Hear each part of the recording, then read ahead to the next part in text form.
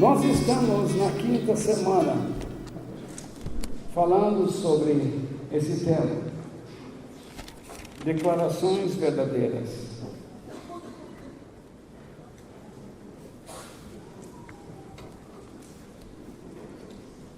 Em Marcos capítulo 1, versículos 12 ao 13,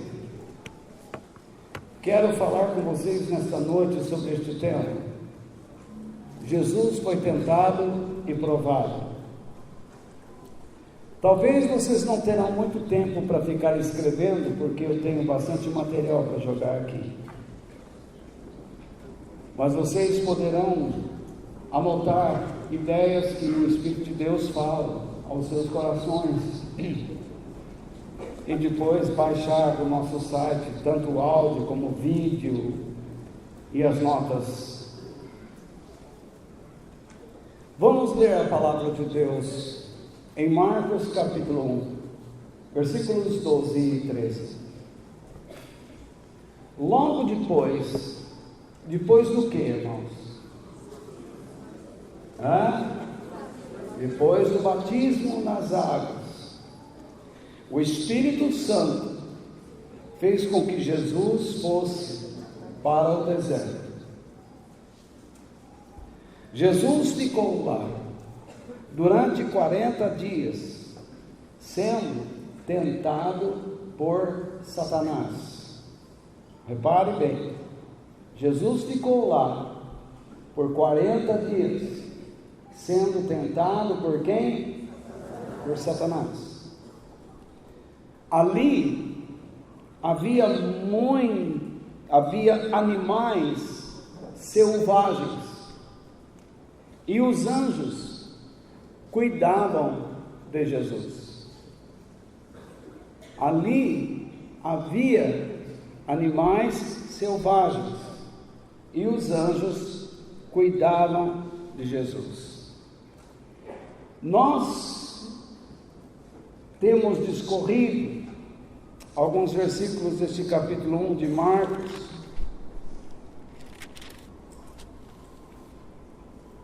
e eu tenho dito a vocês sobre como nós devemos aceitar o Evangelho. E todo aquele que aceita o Evangelho verdadeiramente terá que se deparar com duas grandes guerras, duas grandes batalhas. A primeira é interior, onde você tem que lutar contra o seu orgulho, seu egoísmo, sua falta de vontade, seu desinteresse por Deus. E essa batalha ocorre na mente, portanto, na alma, na área psicológica do sujeito. A outra batalha, ela se dá no exterior, fora de nós, e essa é uma batalha espiritual, e garanto que vocês já ouviram falar muito sobre isso. É uma guerra contra Satanás e seus demônios. No entanto, ninguém conseguirá lutar nem contra si mesmo e nem contra Satanás e seus demônios se não iniciar o seu caminho cristão corretamente. Diz o ditado que pau que nasce torto, morre torto. E isso é verdade. Se você iniciar sua caminhada cristã com princípios errados, com certeza você vai desanimando, você vai caindo, vai se desinteressando, ou não se preocupa muito em crescer, em aprender. Você só se preocupa em receber, em buscar a Deus para soluções, e cada vez mais soluções. Você só quer ver milagres e receber bênçãos de Deus. Quando eu estudei com vocês sobre aquele homem que estava leproso, lembra? Me deu vontade de estudar todo o capítulo de Marcos, esse capítulo 1, pelo menos parte dele, até agora eu vou seguindo. Por quê? Ele trata, esse capítulo 1 trata como o Evangelho se processa para alcançar nossas vidas e transformá-las em Deus. O capítulo 1 de Marcos é um processo. Deus mostra como o Evangelho atua na vida, na sua vida e na minha vida, na vida de todos nós. Então, essa transformação se dá de que modo? Então eu vou repetir de novo. Eu vejo o capítulo 1 de Marcos como o processo pelo qual o Evangelho se desenvolve para alcançar e transformar nossas vidas. Então nós temos discorrido aqui que quem aceita o Evangelho é necessário o quê? Que ele ouça. Se nós aceitamos o Evangelho, é necessário que ouçamos o quê? Primeiramente, as boas novas de Deus, ou seja, o Evangelho de Deus em Cristo Jesus, porque o Evangelho é o próprio Cristo. Todos vocês conseguem ler? Conseguem ler? Então, a primeira coisa que acontece é ouvir. A palavra de Deus diz que a fé vem pelo ouvir. Em segundo lugar, que nós reconheçamos nossa fragilidade espiritual e moral, a fim de participarmos do reino de Deus, de seus princípios e verdade. Sem reconhecimento de que espiritualmente e moralmente estamos fragilizados, que a nossa vida moral e espiritual está devendo, não tem agradado a Deus, nós não recebemos nada dele. Como uma pessoa pode entrar na igreja e simplesmente levantar a mão e dizer, eu creio e pronto? Não é assim. Deus quer abençoar seus filhos. Isso não quer dizer que, vez ou outra, ele abençoe alguém que não crê. O próprio Senhor Jesus disse que ele derrama a chuva e dá o sol e a chuva, mesmo sobre os maus. Muitas vezes Deus abençoa uma pessoa que não anda com ele, mas por algum propósito. Mas Deus não sai por aí gratificando pessoas que não são obedientes. Não é assim que funciona. E você não pode aceitar esta ideia. Você jamais pode dizer a alguém, olha, vamos lá na igreja que Deus vai dar tudo que você está esperando. Não faça isso, porque isso não é uma verdade.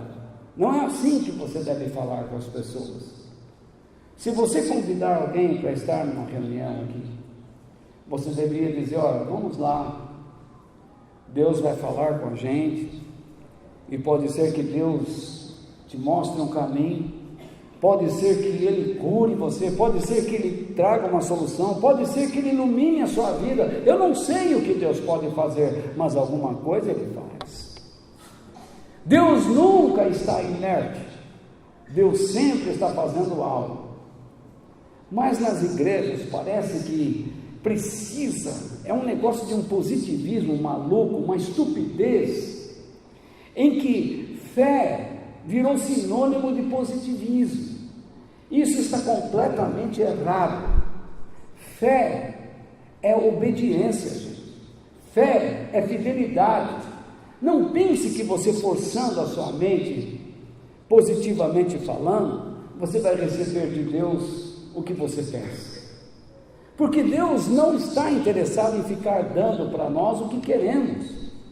Deus, Ele vai nos dar coisas que nos ajudarão a cumprir os propósitos dele nessa terra. Correto? Que nós, então, aceitemos Jesus como o Filho de Deus. Lembra que eu falei muito sobre isso? O ungido do Pai, o Cristo, o Messias, aquele que tem toda a autoridade sobre a igreja. Há pessoas que estão dentro de igrejas e aceitam mais um pastor, um líder, aceitam a água, aceitam o óleo, aceitam o sal, e Jesus fica em segundo plano. Nós queremos uma reunião do fogo, se a reunião não cumprir, não me dá uma emoção, então aquilo não foi bom.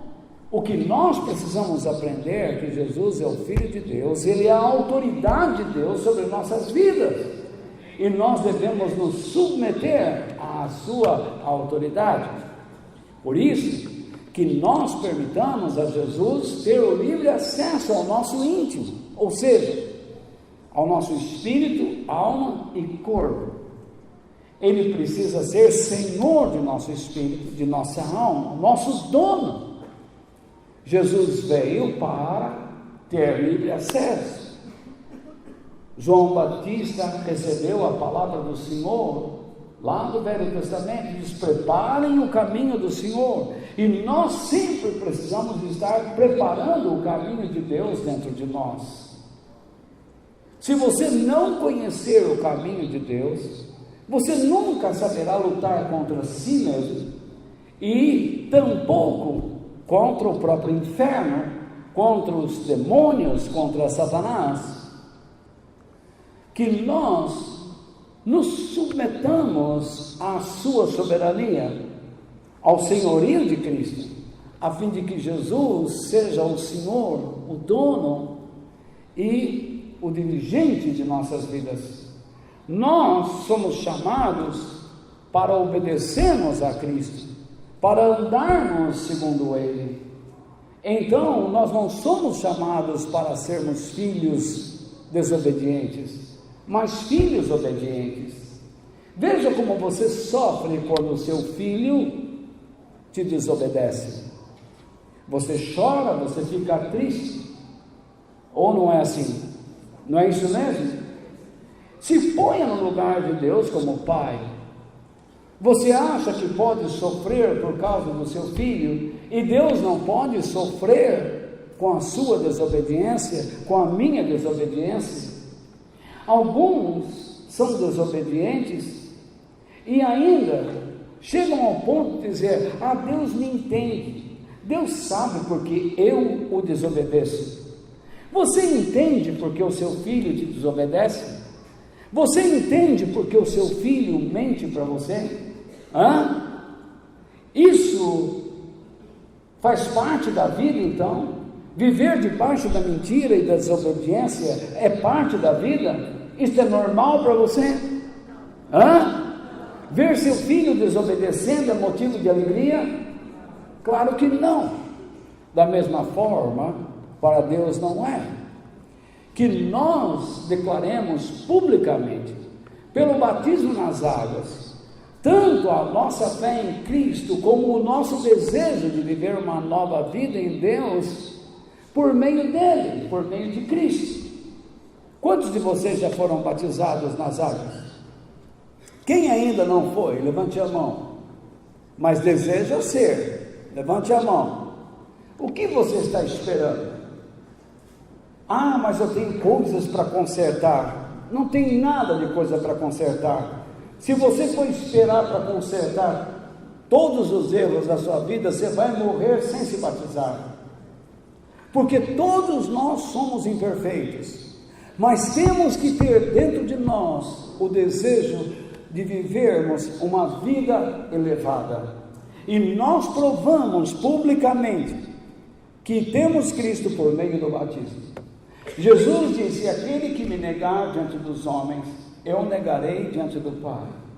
Mas aquele que me confessar diante dos homens, eu o confessarei diante do meu Pai. Que nós desejemos uma vida cheia do Espírito Santo, pois sem ele não conseguiremos viver para a alegria de Deus. Você se lembra que Jesus, ao descer as águas e ao sair delas, o Espírito Santo veio sobre ele. Eu comentei sobre isso a semana passada com vocês. Nós não conseguimos viver uma vida com Deus sem buscarmos uma vida cheia do Espírito Santo. Quem é o Espírito Santo? A terceira pessoa da Trindade. Ele é o próprio Deus. Então, sem o Espírito Santo, nós não conseguimos viver para a glória de Deus. Então, veja só, deixa eu voltar aqui um pouquinho, porque senão vocês vão se perder. O nosso texto nos leva a considerar não só a pessoa e a obra de Jesus, mas você reparou que esses dois versículos falam também de quem? Vocês estão comigo, gente? Esses dois versículos que nós acabamos de ler na noite de hoje falam sobre quem? Então vamos ler em voz alta novamente. Vamos lá. O que é que diz lá? Logo depois, o Espírito Santo fez com que Jesus fosse para onde? Para o deserto. Jesus ficou lá durante o quê? 40 dias, sendo tentado por quem? Por Satanás. Ali havia o quê? Animais selvagens, e os anjos cuidavam dele. Eu poderia dizer, mas os anjos, portanto, todavia, os anjos cuidavam dele. Não é isso? Muito bem. O nosso texto então fala sobre duas pessoas. Fala sobre Jesus, que é Deus, e nós temos visto que ele é Deus. E o texto fala sobre Satanás tentando Jesus. Não é isso? Correto? O que eu quero que vocês pensem? Se o texto está falando que Satanás estava tentando Jesus, é porque Satanás é uma realidade. Em muitas igrejas, Satanás é tratado como se fosse uma lenda, uma historieta. Mas Jesus não trata assim. A Bíblia não trata assim. Ele é uma figura real. Ele existe. Então, há duas correntes dentro da igreja. Existem aqueles que subestimam a figura de Satanás. Não dão tanta importância. Diz, não, deixa para lá. Por outro lado, existem aqueles que superestimam Satanás. Tudo que acontece é culpa dele. Caiu o telhado, o diabo está com raiva da gente. Queima a televisão, o diabo cegou a televisão. A geladeira parou de funcionar, o diabo queimou a geladeira. A pessoa perde o emprego, o diabo que me tirou o emprego. Então, muitas pessoas superestimam Satanás, outros subestimam, dizendo, ele não tem nada a ver na minha vida, ele nunca está agindo, mas ele está. Acontece, gente, que nós precisamos encontrar o quê? Um equilíbrio. Quem aceita o Evangelho deve aceitar a ideia de que Satanás é real, mas deve aceitar a ideia que para lutar contra ele é necessário conhecer a si próprio, é necessário conhecer a Deus. Se você não conhece a Deus, você nunca conseguirá ter vitória sobre ele. Entenderam bem? Por mais que alguém consagrado ore por você, ele pode orar por você, repreender. Vamos supor que você chegue diante de uma pessoa muito cheia de Deus e diga lá: olha, eu estou atravessando um problema e eu sei que é o diabo, eu sei que os demônios estão perturbando a minha vida. Você pode orar por mim? Ele vai orar, e então ele vai expulsar aquele mal, ele vai orar pedindo a bênção de Deus sobre a sua vida. Mas se você não é uma pessoa que conhece Deus, você ainda estará vulnerável, porque a sua mente não estará trabalhando dentro dos princípios e da verdade de Deus. Se você não conhece o caminho pelo qual você deve andar, aquela oração não pode te proteger. Oração nenhuma vai te proteger. Nós criamos dentro da igreja, principalmente dentro da igreja pentecostal ou carismática, essa ideia de que vou receber uma oração e eu vou estar protegido. De onde vem esta ideia, senão da macumba? Isso é princípio de feitiçaria.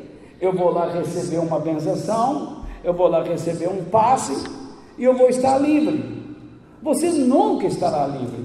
Nem Jesus esteve livre de Satanás e seus demônios durante os seus dias na terra. E nem agora ele está livre, porque Satanás ainda continua subindo no céu, na presença de Deus, para acusar-nos diante do Pai. Mas graças a Deus que nos dá a vitória em Cristo Jesus, o nosso Senhor. Segundo o próprio Senhor Jesus, os seus apóstolos e homens de Deus, que suas histórias são narradas na Bíblia, falam dos seus encontros com este ser, com Satanás e seus demônios. Por isso que nós precisamos aprender sobre o âmbito do poder de Satanás neste mundo. Então, a primeira coisa que eu quero que vocês saibam, que Satanás é citado como dominador do mundo, isto é, um sistema filosófico de vida afastado dos planos de Deus. Todas as vezes, ou na maioria das vezes que você lê a palavra mundo na Bíblia, significa um sistema de vida filosófico, um estilo de vida que é afastado de Deus, que não quer saber de Deus. Talvez nós temos aqui pessoas que são boas, e então diz assim: eu não mato, eu não roubo, eu não estou enganando ninguém, então Deus está comigo. Não é assim que funciona. Esse estilo de vida também é um estilo de vida afastado de Deus. A pessoa se orgulha de seus bons modos. Você não faz nada a ninguém, mas por outro lado, você não faz nada da graça de Deus, das bênçãos de Deus, da presença de Deus a alguém. Você não sabe como abençoar uma pessoa sendo usado por Deus. Então você se omite. Você talvez não pratique coisas erradas, mas você está deixando de praticar coisas que Deus quer. Então está errado. Veja só o que a palavra de Deus diz em 1 João 5,19. Sabemos que somos de Deus e que o mundo todo está debaixo do poder do maligno. Então, Satanás é um ser dominador. Ele está sempre dominando. A palavra de Deus diz que este mundo está debaixo do poder, do seu poder, porque se entregou a ele. Mas nós não queremos nos entregar a ele. É isso que João está dizendo. Nós não estamos debaixo do seu poder, nós estamos debaixo do poder de Deus. Satanás, a Bíblia trata Satanás como o príncipe, ou aquele que manda na humanidade. Então, ele é um príncipe porque ele manda na humanidade. Em João capítulo 12, versículos 30 ao 32, está escrito o seguinte: mas ele disse: não foi por minha causa que veio esta voz, mas por causa de vocês. Chegou a hora de este mundo ser julgado, e o quê? O príncipe deste mundo, isto é, aquele que manda nele, será expulso. E quando eu, Jesus, for levantado da terra, atrairei todas as pessoas para mim. Você foi atraído a Cristo. Você estava debaixo do poder de Satanás e seus demônios. Satanás tem uma grande equipe. Ele tem a equipe das pessoas maldosas e tem a equipe das pessoas bondosas. E vou explicar já por quê. Porque ele é um grande mentiroso. Ele quer enganar você. Eu não estou aqui criando história. Eu estou discorrendo um texto da Bíblia, e o texto da Bíblia fala sobre Satanás, e eu preciso ensinar a vocês o que a Bíblia fala sobre ele. E eu espero que você entenda e aprenda. Ele será julgado, e um dia será expulso. E nós que estamos estudando a palavra de Deus às terças-feiras sobre o livro do Apocalipse, você está prestes a ver a expulsão de Satanás, o cumprimento destas palavras de Jesus, quando ele vai expulsar Satanás da terra. A palavra de Deus também fala de Satanás como o inimigo da verdade. Então o apóstolo Paulo diz: porque se o evangelho que anunciamos está escondido somente para os que estão se perdendo. Eles não podem crer, pois o Deus deste mundo conservou a mente deles onde? Na escuridão. Entenda a escuridão por ignorância de Deus. Ele não os deixa ver a luz que brilha sobre eles, a luz que vem de onde? Da boa notícia a respeito da glória de Cristo, o qual nos mostra como Deus realmente é. Então veja só, como é que nós conhecemos Deus? Nós só podemos conhecer Deus por meio de Jesus, não existe outra maneira. Jesus mesmo disse: eu sou o caminho, a verdade e a vida, ninguém vem ao Pai a não ser por mim. Não é por Antônio, José, Sebastiana, Tiago, o apóstolo João, não é por meio do Walter, não é por meio de ninguém. Você só consegue chegar a Deus por meio de Cristo. E você só consegue aprender sobre Deus aprendendo como Jesus viveu. Se você tem o Espírito de Cristo, então você vai aprender como viver para Deus. Do contrário, não. No entanto, o que acontece? Deus quer iluminar sua vida. Ele quer iluminar você, Ele quer mostrar caminhos. Até mesmo quando você está enfrentando uma situação, Deus quer iluminar a sua vida naquela adversidade. Mas Satanás diz que é impossível. Ele fala sorrateiramente, subliminarmente. A luz de Cristo está brilhando, mas ele consegue fazer com que nós olhemos para outro lado. Deus está abençoando tanto você, e você está dizendo que não é abençoado. Deus está mostrando um caminho, e você diz que não tem caminho nenhum. Ele está te cegando. Porque naquele momento você está andando de mãos dadas com a incredulidade.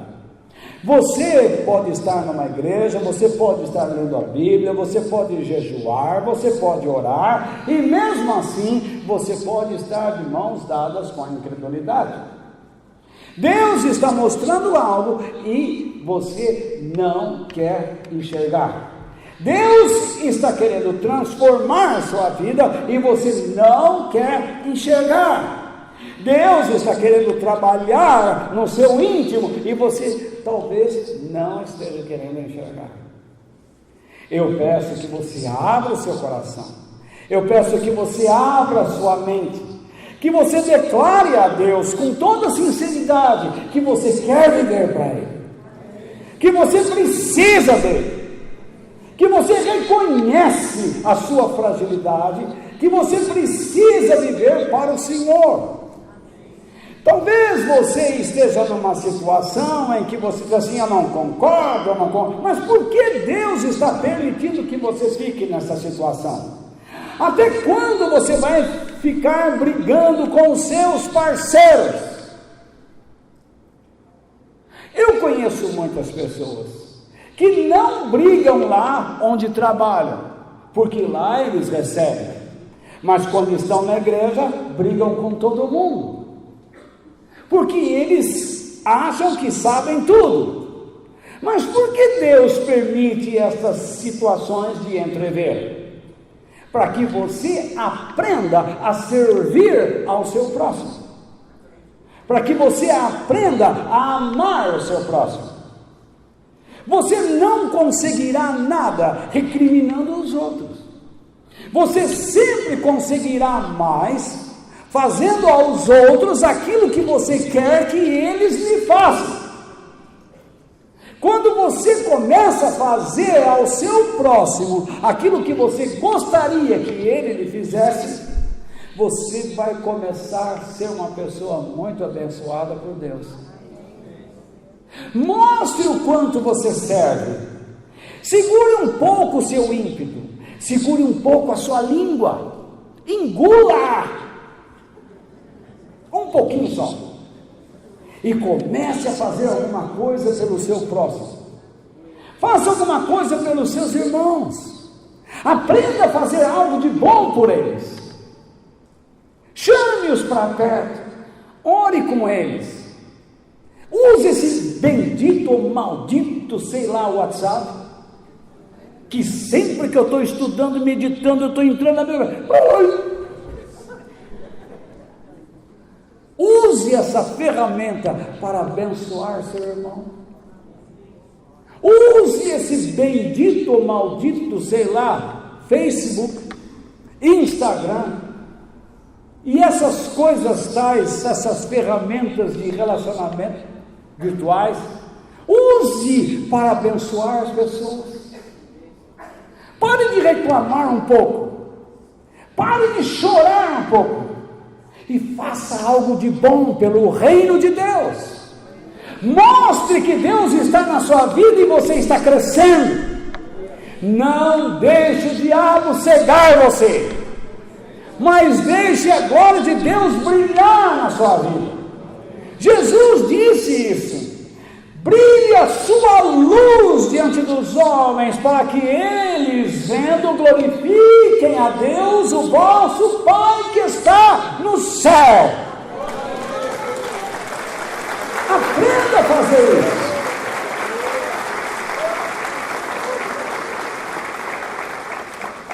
Você imagine eu brigar com a diretoria da igreja. Eu não concordo com o Cláudio Meneguinho, não concordo com a Yaci, não concordo com o Jorge, não concordo com... Quase que eu falo, cara. Então não concordo com a mim, não concordo com ninguém. Quer saber de uma coisa? Não vou mais lá. Eu estou tratando Deus com desdém. Se Deus me dá uma vocação, eu tenho que cumpri-la. Independente se este é bom, se este não é, se aquele é, aquele não é. Eu tenho que estar na minha posição, independente dos meus sentimentos, meu irmão. Assim você, quando vem para cá, para ouvir a palavra de Deus, você não deve escolher o dia bom e no dia mal, não. Por exemplo, hoje eu discuti com meu filho, não vou à igreja porque não tenho cabeça. É hoje que você tem que buscar a palavra de Deus. Muito mais do que no diabão. No diabão. Quando você não está bem, é um erro você pensar, hoje eu não estou bem, não vou buscar a Bíblia, não vou buscar a Deus. É isso que o diabo quer. Ele cega, mas isso dá pano para manga, e nós vamos comentar muito sobre essas coisas ainda ao longo dos anos, se eu estiver vivo. A Bíblia trata Satanás como o quê? O pai da mentira. Em João, capítulo 8, versículo 44, o próprio Jesus disse aos líderes religiosos da sua época: vocês pertencem ao pai de vocês, o diabo. Se Jesus diz que o diabo existe, por que eu vou dizer que não existe? Vocês pertencem ao pai de vocês, o diabo, e querem realizar o desejo dele. Repare bem. Por que você pertence a ele? Porque você quer realizar o desejo dele. Ele foi homicida desde o princípio e não se apegou à verdade, pois não há verdade nele. Quando mente, fala a sua própria língua, pois é mentiroso e pai da mentira. Ele assumiu essa natureza. Desde que ele se rebelou contra Deus, ele assumiu essa natureza. Ele quer que você viva uma mentira. A pior coisa que existe, meu irmão, é você achar que é um super espiritual. Você mente para todos. Você olha de cima para baixo. Você pensa que é melhor que todos quando você não é. Todos nós aqui dependemos de Deus. Todos nós temos falhas. Mas por outro lado, nós devemos estar vigiando com relação a nossas áreas espiritual e moral. Nós precisamos vigiar muito bem. Deus sabe que você não deve continuar em determinadas práticas, e você insiste em continuar. Você insiste em praticar aquilo que você sabe que desagrada a Deus. Então o Espírito de Deus está gritando: para! Stop! Pare com essa prática. Se entregue a mim. Filho meu, dá-me o teu coração. Eu creio que Deus quer nos abençoar, não só na eternidade, mas também nesta vida. Mas nós precisamos sair fora das garras do inferno.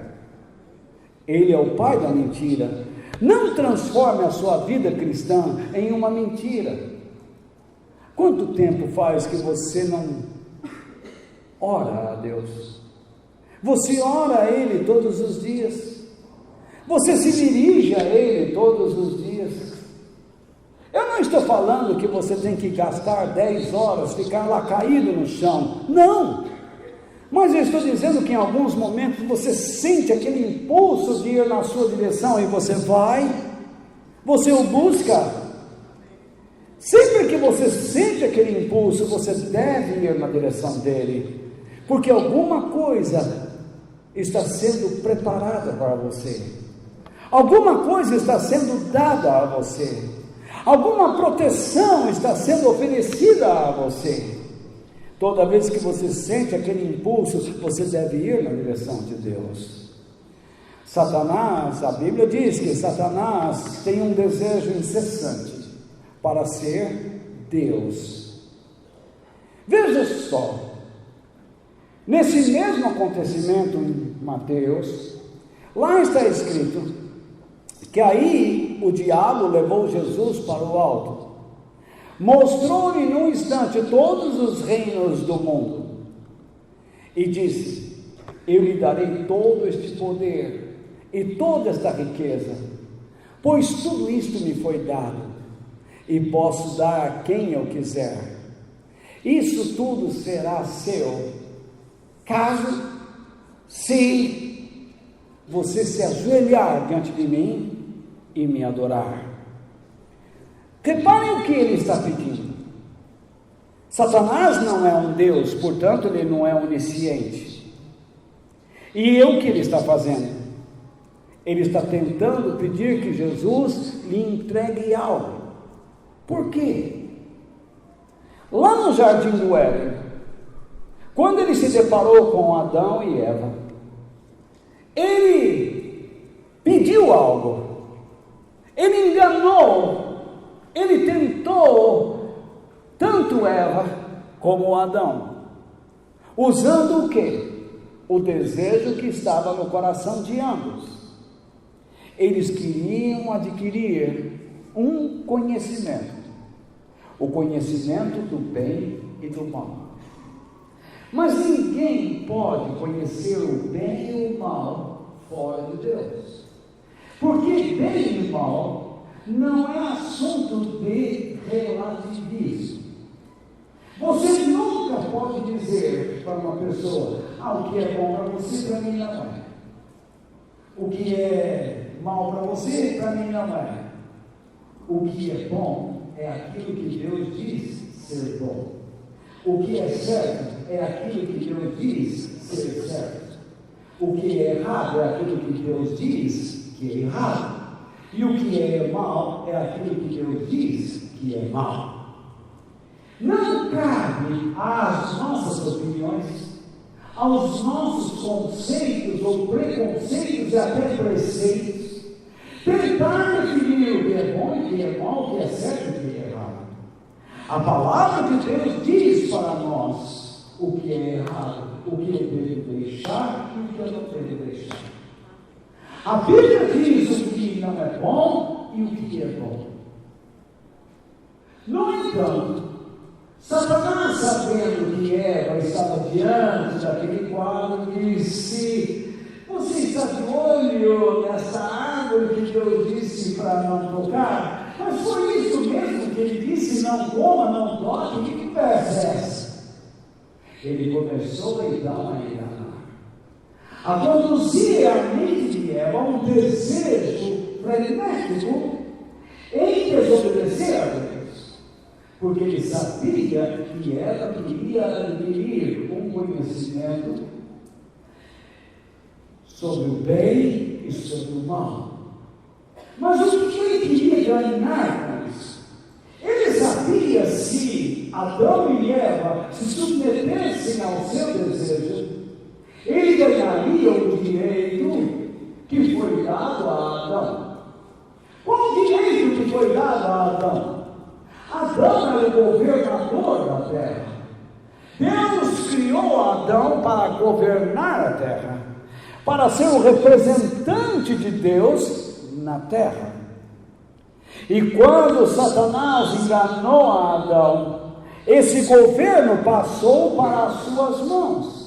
Por isso que ele se tornou o príncipe deste mundo, o mandatário deste mundo. Por isso que o mundo todo está debaixo do seu poder, como nós já lemos. Agora ele está diante do último Adão. A Bíblia fala que Jesus é o último Adão. Então, veja só, o que ele quer? Ele quer que Jesus agora se dobre perante ele. Ele sabe que Jesus tem poder sobre os reinos e que ele não exercerá esse poder ainda. Jesus disse: o meu reino não é deste mundo. O reino de Jesus é espiritual.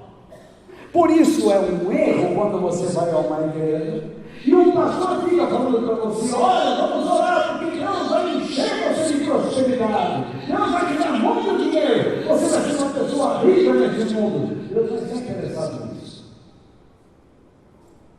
Deus já determinou quem vai ser rico e quem vai ser pobre. Você não precisa ficar buscando essas coisas. Você não precisa sequer fechar os olhos e ficar buscando Deus. Olha, eu preciso do seu trabalho, eu preciso de um emprego, eu preciso. Você tem que confiar. Mas então, meu Deus, o que eu tenho que buscar? Jesus disse: buscai primeiro seu reino e a sua justiça, e as demais coisas serão o quê? Acrescentadas. as demais coisas serão acrescentadas na sua vida. Por que ele disse isso?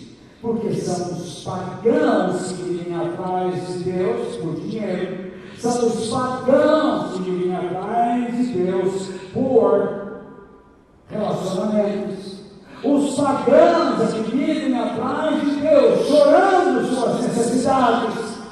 Mas os filhos autênticos de Deus não têm medo, eles sabem que Deus conduzirá a sua vida.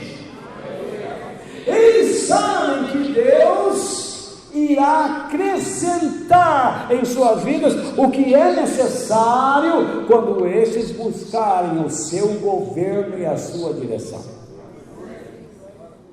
Se Jesus se dobrasse perante Satanás, Jesus, sendo Deus, tornaria Satanás em quê? Em Deus. Satanás conseguiu o governo de Adão. E se Jesus se dobrasse perante Satanás, Jesus o tornaria uma pessoa divina. Mas ele não fez isso, graças a Deus. Ele ficou firme. Ele respondeu a Satanás com o quê? Com a palavra de Deus. Veja, Jesus, ele é o ungido de Deus, ele é o rei, ele é o Senhor. Ele veio à terra para ser Senhor. O seu coração, no seu coração, essa verdade estava lá. E Satanás estava mostrando para ele: olha os reinos, você não precisa sofrer, eu posso dar tudo isso para você. Você não precisa ficar chorando, você não precisa ficar orando, você não precisa ficar se afligindo. Imagine lá na cruz, imagine você sofrendo tudo aquilo, para quê? Eu te dou tudo, me faça um Deus, como você é, me faça Deus, como você é. Jesus disse: não, ele disse: somente a Deus adorarás, somente a Deus servirás. Ele colocou uma muralha, ele tomou uma posição. Então, eu tenho que responder uma pergunta: por que Jesus veio a este mundo? A palavra de Deus diz, em 1 João, capítulo 3, 8, diz o quê? Aquele que pratica o pecado, ou seja, aquele que tem prazer e vive na prática do que não agrada a Deus, pertence a quem? Ao diabo. Ele não está falando aqui, se você comete um deslize, você já é do diabo. Eu conheço muitos, entre aspas, crentes, que basta ver um pecado na vida de alguém e falar assim: é o diabo! É o diabo em você, que é acusador. Isso sim, você é um diabo, porque você teria que ter uma palavra para levantar essa pessoa. Mas tem gente que é assim, condenador. Você é o diabo, você está na mão do diabo. Não, você cometeu um deslize, vem cá, você concorda que você errou? Eu errei. Então, não é o diabo. Você agiu errado, você foi influenciado, você agiu porque quis e deixou que o diabo preparasse um cenário e você caiu na armadilha. Mas você não é um diabo, você não está nas mãos dele. Se você estivesse nas mãos dele, você não estaria reconhecendo que você está errado. Então, aquele que vive na prática do pecado, inclusive você que fica condenando os outros o tempo todo, você é do diabo. Porque Jesus usou a palavra diabo, que significa o quê? Acusador. Então, para com isso.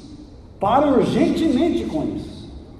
Então, aquele que vive sempre praticando o pecado que não agrada a Deus, esse tem por pai quem? O diabo. Se você toma decisões aleatoriamente, se todo o tempo você não busca Deus para tomar suas decisões, Deus é o teu pai? É o teu orientador? É o teu dirigente? É aquele que guia a sua vida? Naturalmente não é. Então, torne-o Senhor de sua vida. torne o dono de sua vida, torne o dirigente de sua vida, para você não incorrer no erro. Então vamos lá. Porque o diabo vem pecando desde quando? Parece que não está bom, né? Desde o princípio. Agora, veja só, para isso o Filho de Deus, olha como ele se apresenta, para isso o Filho de Deus se manifestou. Por que eu tenho que aceitar Jesus como o Filho de Deus? Porque ele é divino, é a sua divindade. Mas eu vejo, Cristo é a resposta, Cristo é a solução, Cristo é o milagre, Cristo é a bênção, Cristo é... Não, Jesus é o Filho de Deus. Se você não entender a grandeza dele, você não vai entender a sua fragilidade, a sua dependência de Deus. Para isso o Filho de Deus se manifestou. Para quê? Para destruir as obras do diabo, ou seja, libertar, desamarrar, soltar as pessoas delas o quê? As obras do diabo. Quais são as obras do diabo? Eu enumerei. Você tem que sair debaixo do seu domínio, você tem que sair debaixo da sua atração, você tem que vencer o seu inimigo, você tem que viver tendo a verdade como base, não a mentira. Você precisa ter Deus como Deus e não permitir que Ele controle a sua vida. Jesus veio para acabar com essas coisas, com essa pressão, para que você seja uma pessoa digna, para que você seja uma pessoa abençoada pelo Senhor. Amém, irmãos? Amém. O nosso texto base, então, que nós lemos no início, é a primeira narrativa na vida de Jesus em que o diabo aparece para atacá-lo. E onde isso aconteceu? No deserto. É justamente lá, é no deserto.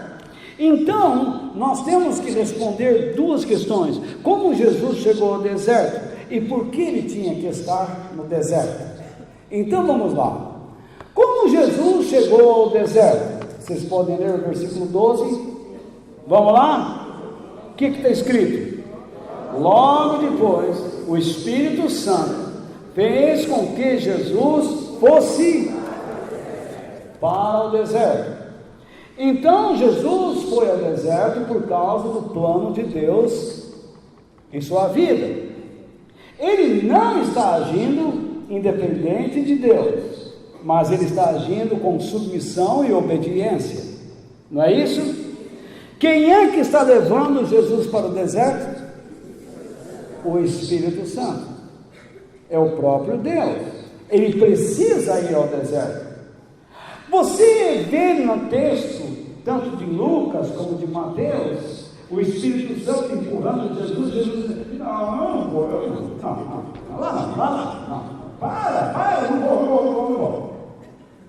Você vê isso? Você não vê Jesus se queixando de ter que ir para uma situação incômoda. Mas em outro tempo eu vejo cristãos indo em igrejas fazendo corrente, campanha, novena e tudo de água fora ele, dizendo: eu não quero ficar numa situação incômoda. E se Deus está te colocando numa situação incômoda? Não é o Espírito Santo que está levando Jesus? É ou não? Ele está levando Jesus ao deserto.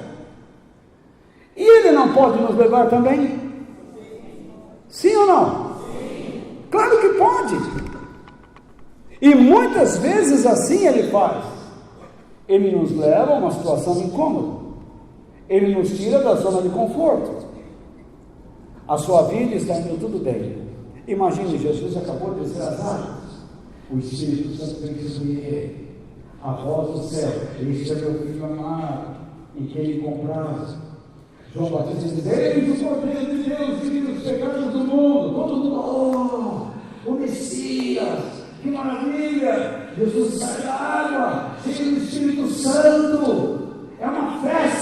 Aqui eles não vão aqui, vamos ficar aqui que está bom.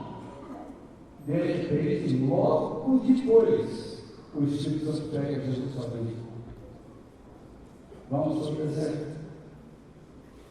E quem Jesus vai encontrar no deserto?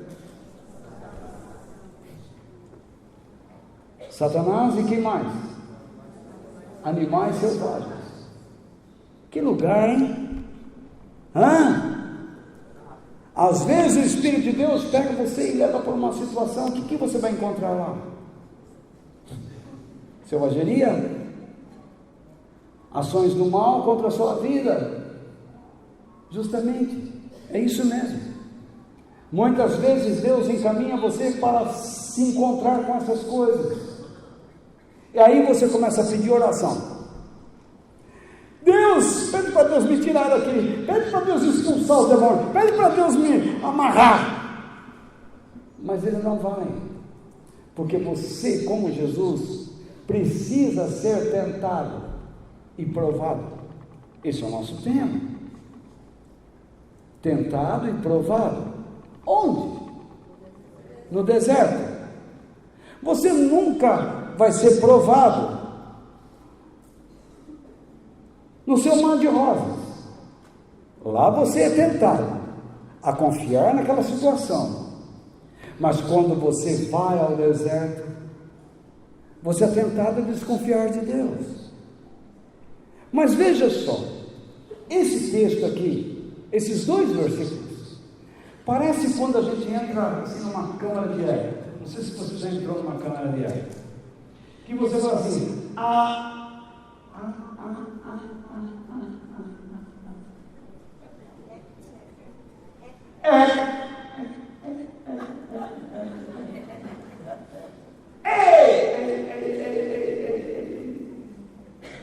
ou quando você está num vale e você fica lá,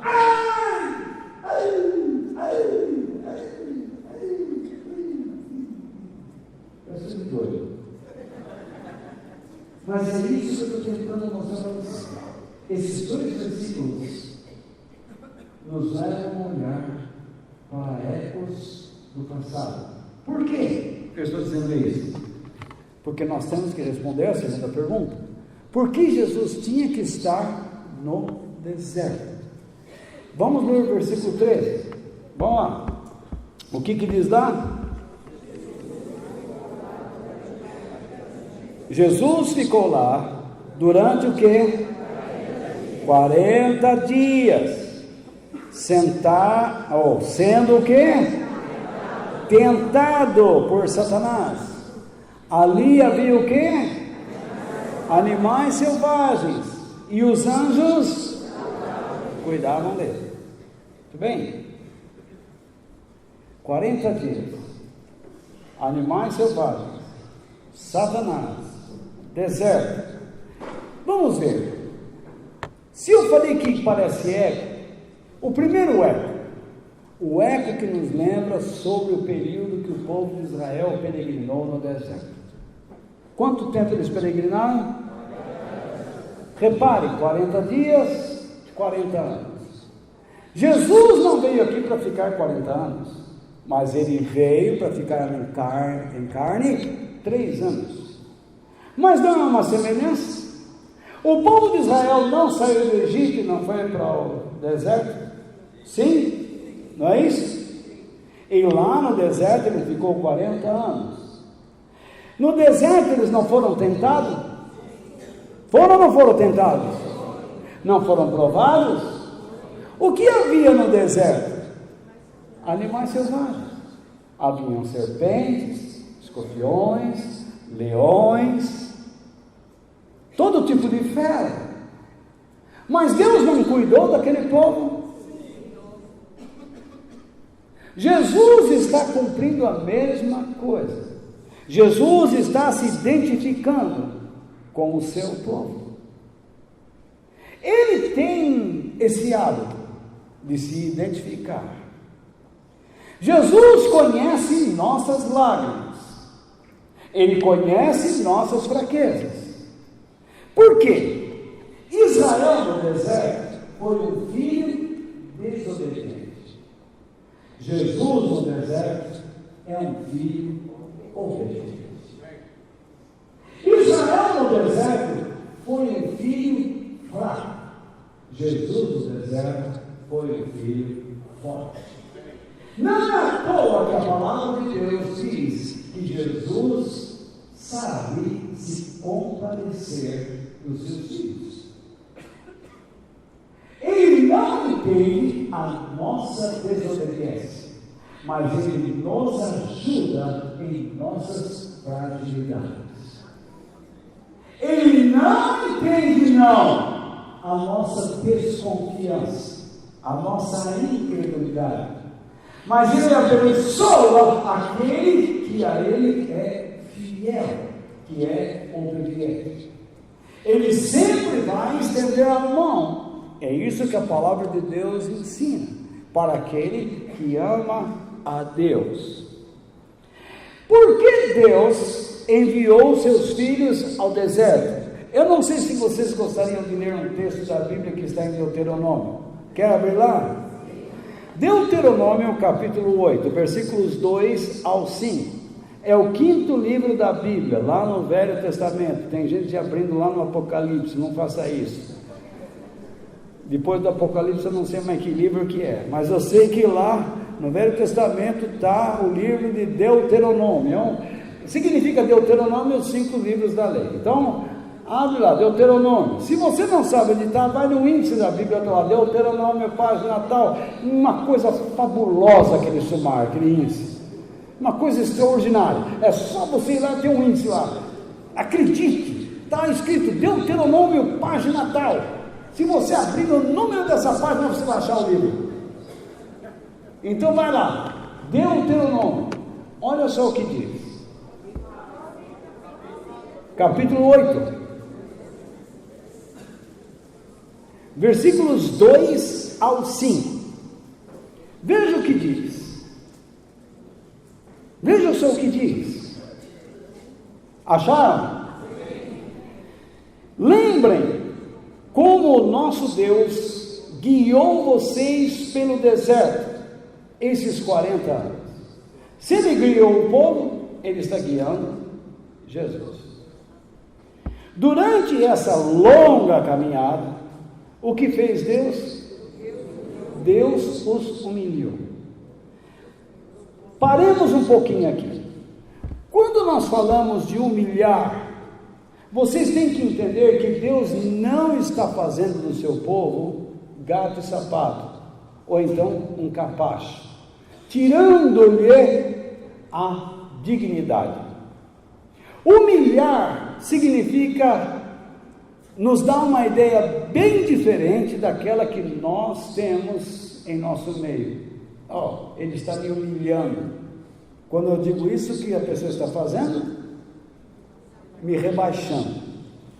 Não. Deus, quando humilha uma pessoa, Ele está dizendo: eu quero que você reconheça o seu lugar. E reconheça que você não tem capacidade própria para definir sua vida. Que você não é dono da sua vida. Que você não é capaz de tomar as melhores decisões. Você sempre toma decisões a partir de interesses pessoais. A base disso é o orgulho e o egoísmo. As melhores decisões são aquelas que agradam a Deus e abençoam o próximo. É isso que abre portas para a sua vida. Quando você toma decisões egoístas, você está se esquecendo de Deus e sequer observando a vida do seu próximo. Você está mais preocupado consigo mesmo e você se engana. Você está fechando muitas portas lá na frente. Pode ser que você passe agora, mas lá você vai fechar. Então Deus, quando nos humilha, Ele está dizendo: você precisa de mim.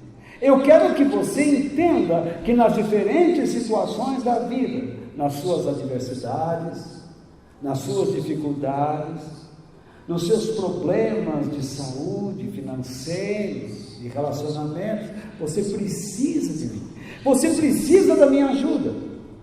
Você não consegue viver sozinho. É isso que ele está dizendo aqui. Ok? Entenderam? Deus os humilhou. E então o que fez?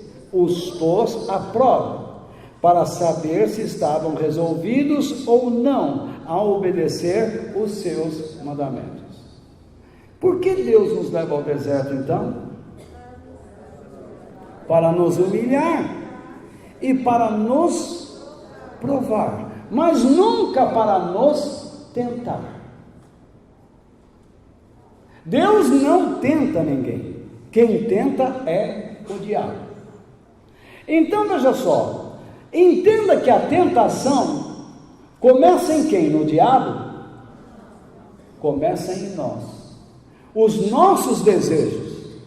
Nós queremos coisas e então o diabo nos tenta a perseguir aquilo que nós mais queremos. E deixamos Deus de lado para irmos atrás do que queremos. Então vamos continuar. Ele os deixou o quê? Passar fome. Eu já vi pregador dizendo: Deus não deixa ninguém passar fome. Deixa sim. E como deixa? Talvez alguns aqui vão ter momentos de escassez. E você terá que ter coragem nesse momento. Essa história de Deus nos deixa, não vimos justo que quer, mendigar o pão. Você está entendendo o que você está dizendo? Eu não vejo nenhuma pessoa que é aceita por Deus andando por aí mendigando pão. Mas eu já vi pessoas aceitas por Deus passarem fome. Quer um exemplo? Eu já abri várias igrejas e confesso a vocês que quando chegava numa cidade com a minha malinha, só com o dinheiro da ida, dormindo no banco de jardim, eu não tinha um tostão para comprar uma bala, e eu sentia aquele cheiro de pipoca, e meu estômago gritava: pipoca.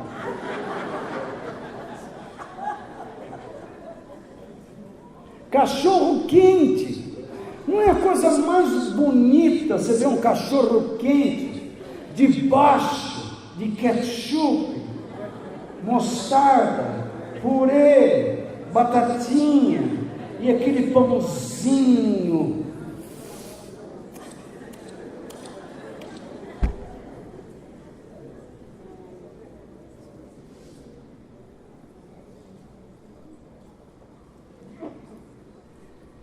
Sabe que vinha uma voz dentro de mim e dizia assim: vai lá e pede um. Mas outra voz dizia: não vá.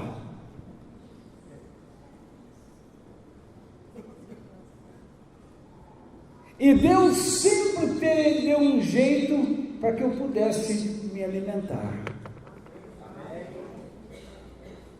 Depois de uns 2 dias, Deus me deu um jeito para que eu me alimentasse. Fui a uma casa, já contei isso para vocês. Cheguei ali e a mulher disse: come alguma coisa. Quando eu vi aquela panela aberta de arroz, que só tinha arroz, cheia de mosquito, e eu lembrei do que Jesus disse: se comerdes alguma coisa mortífera, não lhe fará dano algum.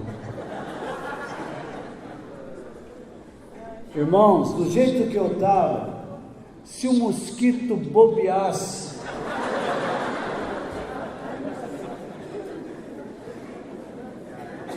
vou confessar a vocês, eu orei e agradeci a Deus, e a mulher esquentou aquele arrozinho numa fogueirinha, e eu comi com muita felicidade.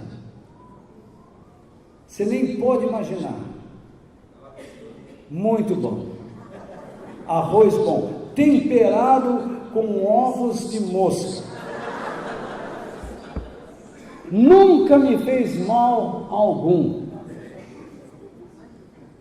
Porque Deus permite essas situações. Depois dessas situações, desses dias, Deus começou a usar a minha vida. Só depois que eu enfrentei essas situações, Deus começou a usar a minha vida. Deus me usou para curar pessoas, para salvar pessoas, enfim. Mas vamos continuar o nosso texto. Ele os deixou passar fome, e depois lhes deu para comer o quê? O maná. Uma comida que nem vocês, nem os seus antepassados conheciam. E alguém vem aí dizendo que todos os anos chove no Sinai uma casquinha. Quando eu ouvi isso? Eu já fui ao Sinai várias vezes. Eu não vi um egípcio, um árabe, que tenha se alimentado nos séculos após Moisés do tal maná. Não chove coisa nenhuma.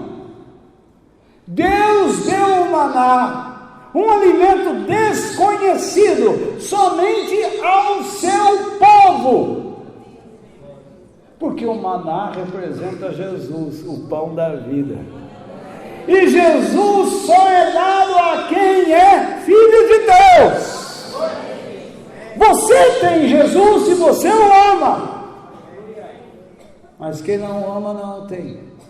Não sabe se alimentar dele.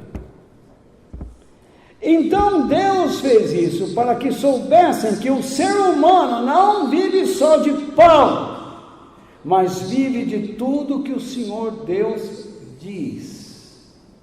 Você tem que aprender isso. Nas adversidades, Deus quer falar com você. Você sai correndo atrás de uma palavra, de uma profecia, e não sei o que, mas Deus quer falar com você.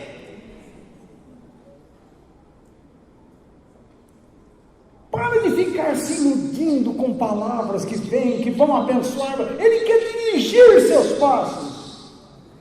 É por meio do que Ele mostra que você vai adquirir vida, capacidade.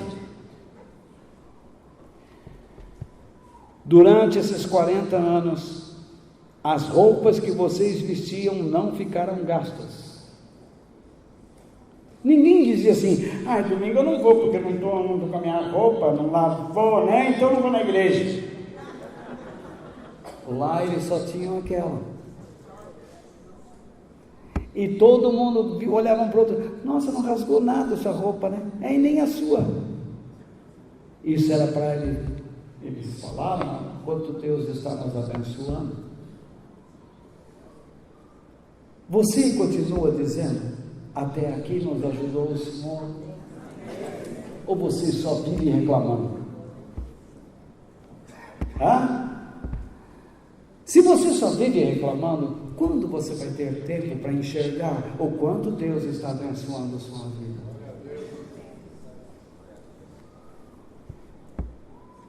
Tem mais. E os seus pés não ficaram como? Inchados. Fiquem sabendo que o Senhor, nosso Deus, os corrige como um pai corrige o filho. Então, quando Israel foi para o deserto, ele foi lá para ser o quê? Corrigido. Eles receberam no deserto os 10 mandamentos. Eles foram dirigidos por Deus e foram guardados pelo Senhor. Quando você está passando por lutas, você vai ser corrigido. é o maior erro que você pode fazer quando você está no meio de lutas, é ficar pedindo para Deus tirar você dela. Você erra. Ai, Deus, eu não aguento ficar no meio dessa luta. Eu sei que desanima. Todos nós passamos por momentos assim. Causa depressão? Causa. Mas você tem que enfrentar. E Deus não vai tirar você de lá. Se por acaso Ele dá uma arrefecida, para que você não morra de desânimo, fique sabendo que Ele vai colocar você de volta em outra situação, na mesma condição, até você aprender, porque a sua fé precisa ser provada e testada. O eco, o segundo eco, nos lembra o quê? Adão no jardim do Éden. Adão não tinha que cuidar do jardim do Éden? E quem ele encontrou lá? Fala, está com medo? Satanás. Na figura do quê? De uma serpente. Eva, sua companheira, foi tentada por Satanás, a fim de se rebelar contra as ordens de Deus. Mas, em vez de Adão barrar aquela rebelião, o que ele fez? Se uniu a ela. Se omitiu, quando não deveria se omitir, e depois se uniu àquela rebelião. Mas não foi isso que Jesus fez, não foi? Nós já falamos isso, não é? Agora, o deserto é um paraíso? Claro que não. Mas o paraíso é um deserto? Também não. Mas Satanás está onde?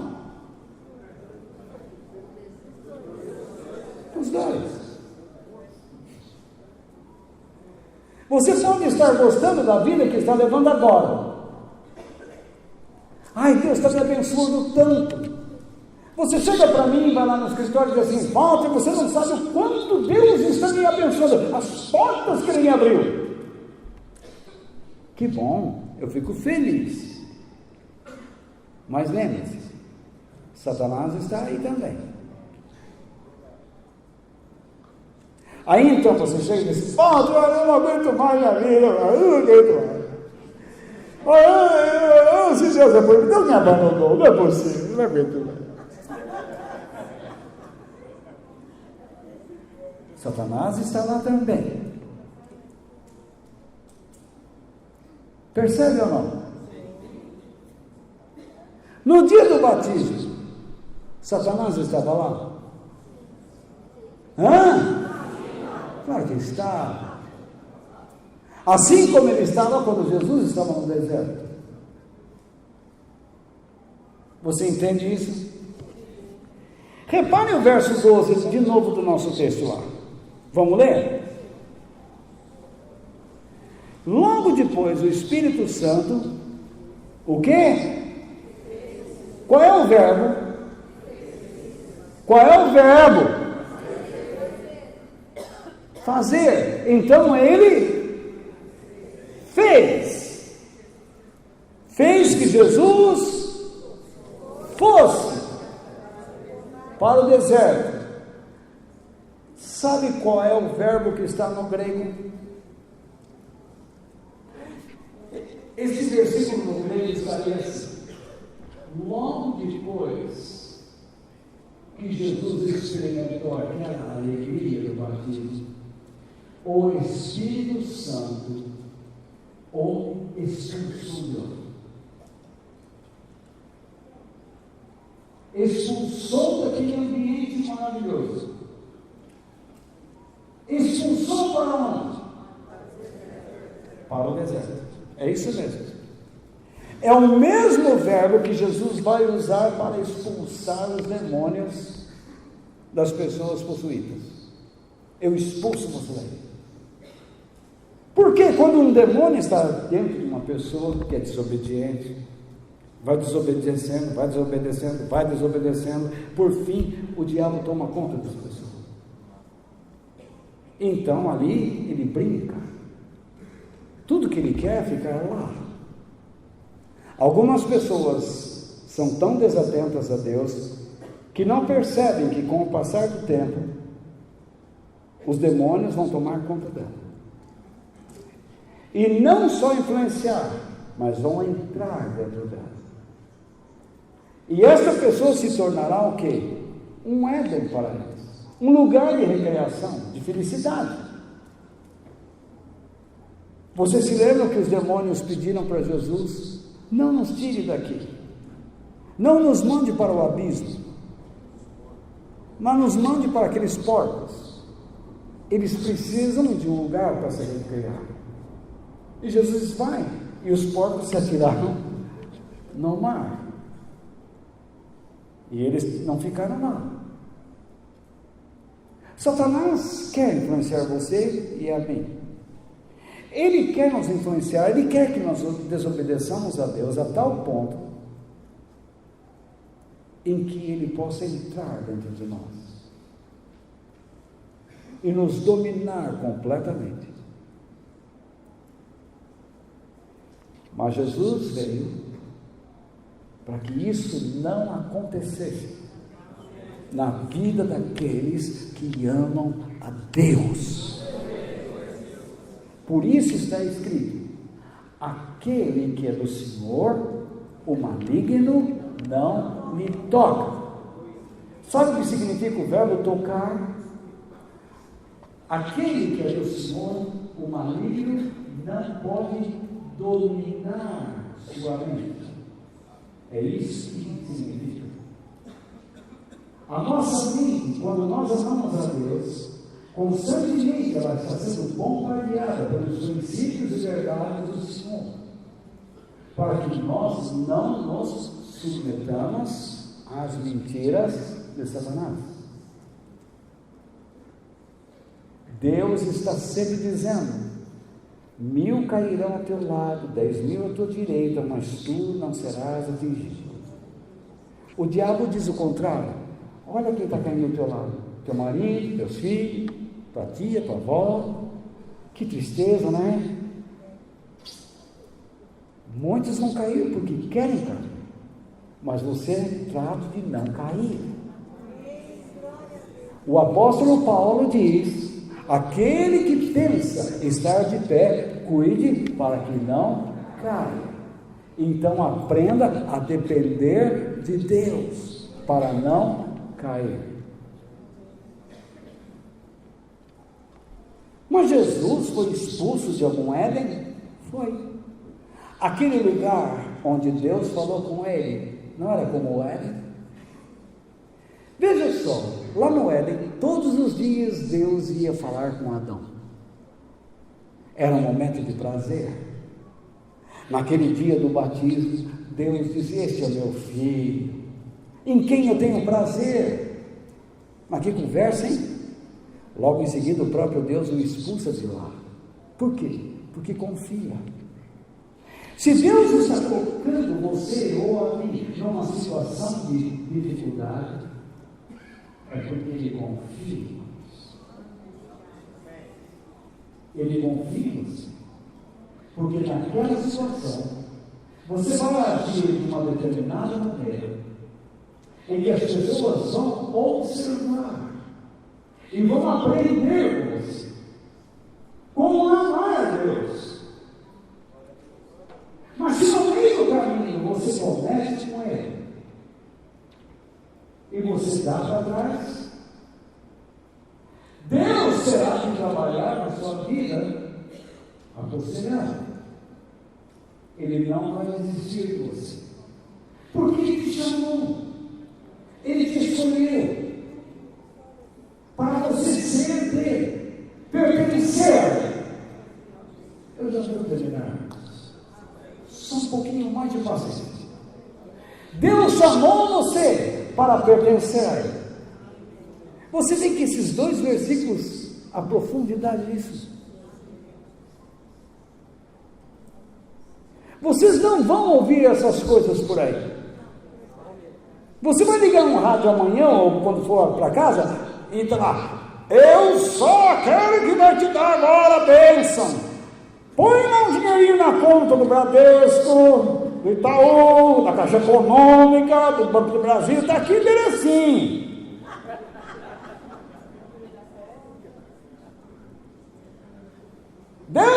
Eu ouvi um cara falando: Deus está me falando que tem uma pessoa que vai agora ofertar 5.000 reais, hein? O cara tem a pachorra de falar isso pelo rádio. Você imagine as pessoas ouvindo um debilóide desse, um energúmeno desse. Isso não é evangelho, isso é antologia, coisa de anta. Então, fique sabendo que por meio de Adão, toda a raça humana foi expulsa do paraíso, isto é, não poderia mais experimentar a presença de Deus. Mas em Cristo, o reino de Deus foi trazido ao deserto. Significa o quê? Que nos momentos difíceis de nossas vidas, nos piores momentos de nossas vidas, nunca nos faltará o reino de Deus. Por isso que Jesus disse a Satanás: nem só de pão viverá o homem. Ele se prometeu pelo nome: nem só de pão viverá o homem, mas de toda a palavra que procede da boca de Deus.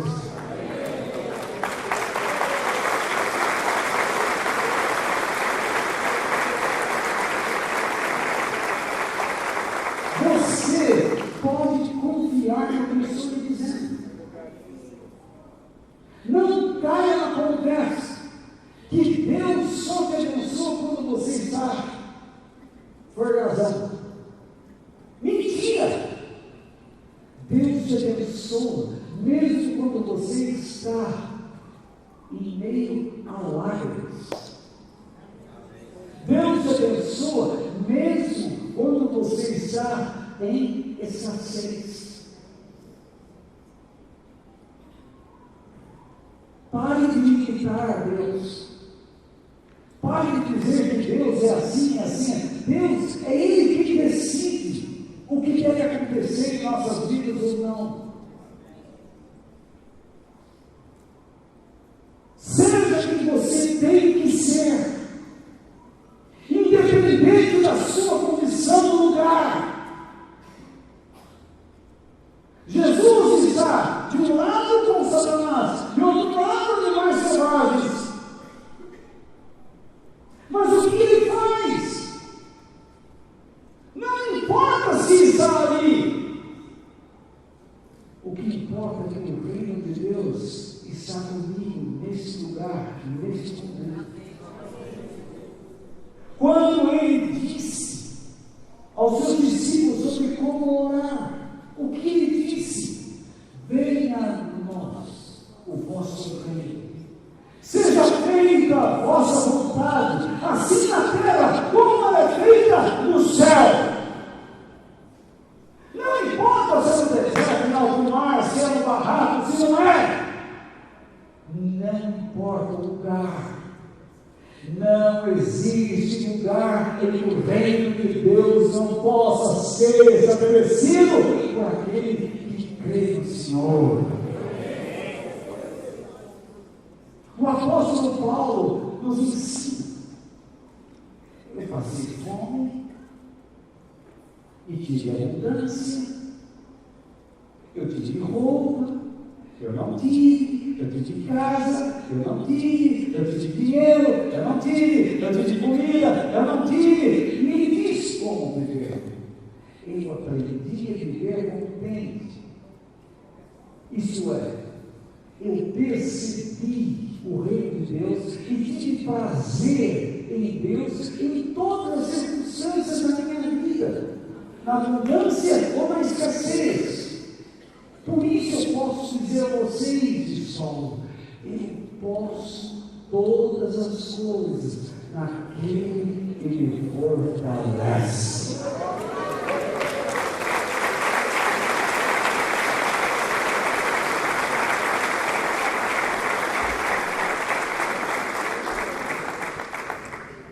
Por último, o terceiro eco, o eco que nos faz lembrar sobre as ameaças que há no deserto e o cuidado divino. Simples. Lá no Éden, tinha muitas árvores, não tinha? Deus disse, se alimente de tudo, menos de uma só. Adão podia passar e fazer assim na boca do leão. Ô leão, vamos ouvir. E o leão, Adão.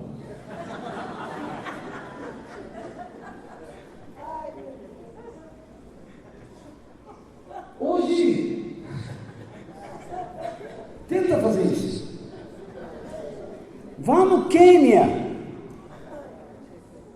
onde tem bastante leão. Quando você vê um grupinho daqueles assim, olhando para você, encomende a alma. Jesus estava numa situação assim. Não tinha fruta. Não choveu maná, porque ele é o maná.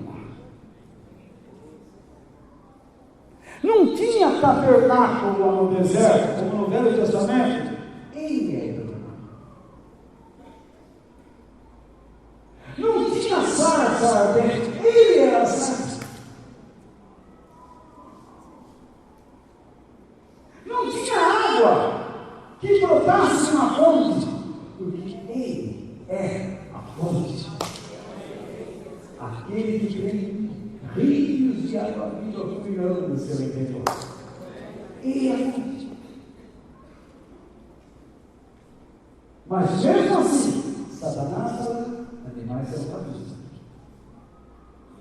Mas o nosso Deus Todo-Poderoso nunca abandona aqueles que Ele ama. Você está cercado, eu sou cercado por selvageria e também por dados inflamados no inferno, querendo destruir minha vida, destruir a sua fé também. Mas Deus, eu tenho certeza que ainda que as palavras dos homens tentem jogar no chão e me destroçar, o Senhor envia os seus anjos para cuidar de mim. Eu creio no ministério dos anjos, sabia? Eu não creio em anjos da guarda, porque isso não existe. Deus destaca seus anjos para abençoar seu povo. Eles vêm, ministram e voltam. E Deus manda de volta. Eles vêm, ministram e voltam. Aqui mesmo. Deus enviou os seus anjos. Eu não sei, mas sei que eles estão aqui. Olha que ambiente nós estamos. O Espírito Santo está dentro de você. Jesus está aqui em si. E os anjos estão aqui em si. Mas nós também temos Satanás, os demônios de um lado e a selvageria do outro. Mas temos uma palavra. Se Deus é por nós, quem será contra nós? Ei! Não é isso?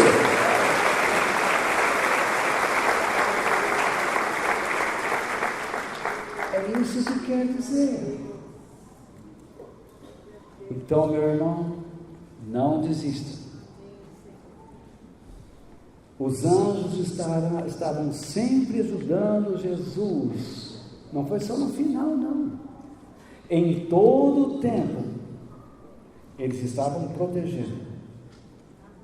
Jesus tinha que estar no deserto,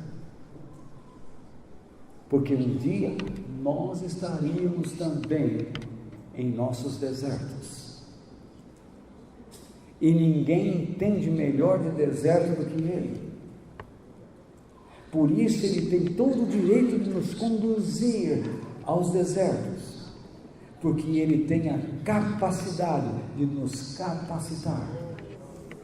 E ele pode abençoar nossas vidas em qualquer situação. Portanto, a nossa fé precisa ser testada. E por isso, Deus nos conduz ao deserto. Pare de choramingar. Ai, eu não quero. Já viu aquelas crianças? Mãe, eu não quero. Vai, moleque. Não tem jeito. Não caia nessas mentiras. Que Deus vai te livrar de tudo. Deus não vai deixar você sofrer. Não vai. Qual é o dia que você deixou de sofrer? Pode me dizer qual é o dia que você não sofreu? Até quando você ficou dormindo o dia inteiro na cama, você sofreu. Você não ficou com a bexiga cheia? Dor nas costas? E você fala, eu não tenho que levantar da cama, está frio, a bexiga cheia, apertando. Aí você vai ter a voz, nosso dinheiro.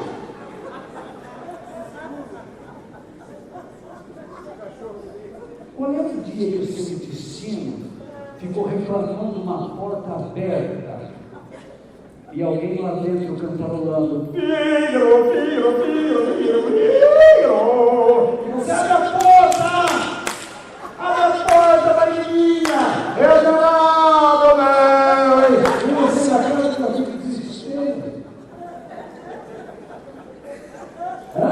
Você se apertando para tudo quanto é lado.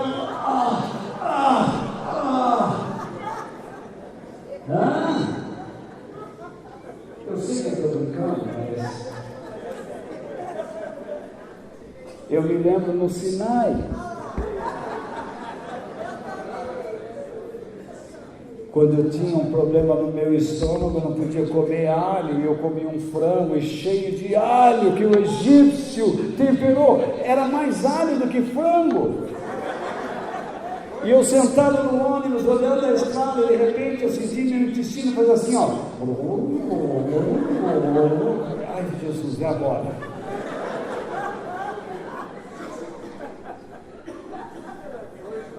Fui ao banheiro do ônibus. Cheguei lá, o banheiro já estava lotado. Camadas geológicas ali. Falei, Jesus, eu vou fechar os olhos e vai ser aqui mesmo. Mas por que não deram a descarga? Eu nem pensei, empacotei. Cadablum. Quando eu apertei o botão, não saía nada de água ali. Jesus amado, eu gritava, Denise! E a turma com a máquina fotográfica, tudo na porta, esperando eu sair.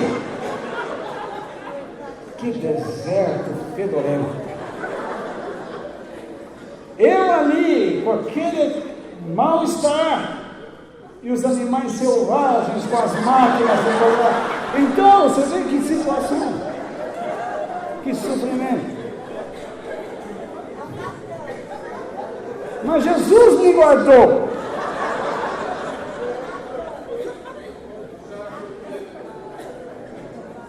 O duro que a gente andou mais uns 10 minutinhos e chegamos a um lugar onde tinha um banheiro limpinho. Mas eu não ia aguentar. Eu preferi enfrentar a força muçulmana e ir atrás de uma moita no deserto do Sinai. Mas não teve jeito. Mas responda a pergunta: você já passou algum dia sem sofrimento?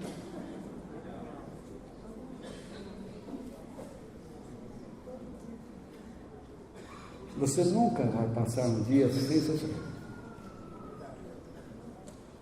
Portanto, trate de entender que você é testado.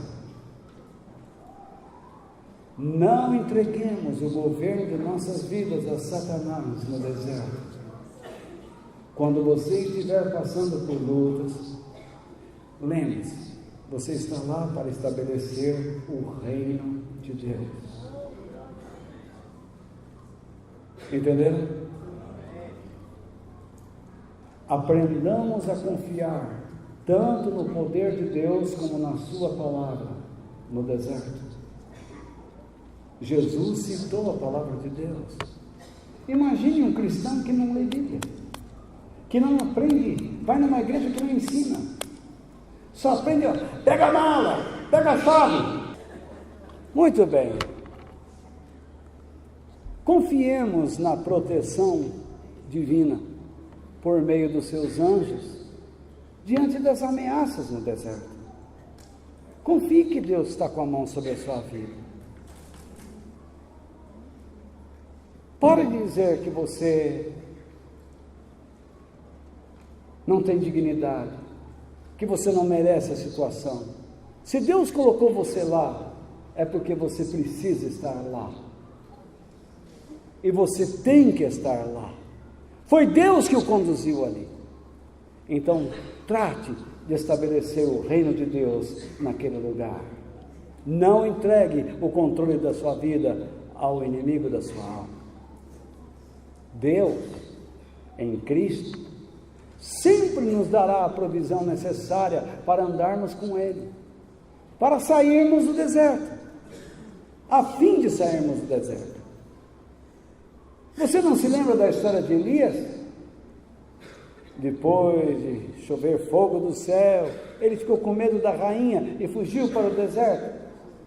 E Deus o alimentou lá, porque a sua missão ainda não havia terminado. Enquanto a nossa vida não terminar, nunca nos faltará as provisões do Senhor. O meu Deus, segundo a sua riqueza em glória, há de suprir cada uma de suas necessidades em Cristo. Que Deus nos abençoe. Amém.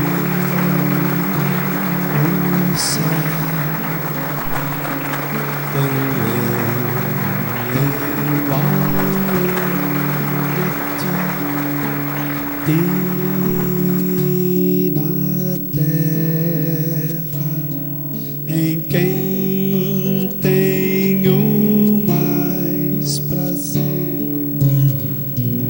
não há outro Deus semelhante a ti, Senhor. És a minha força,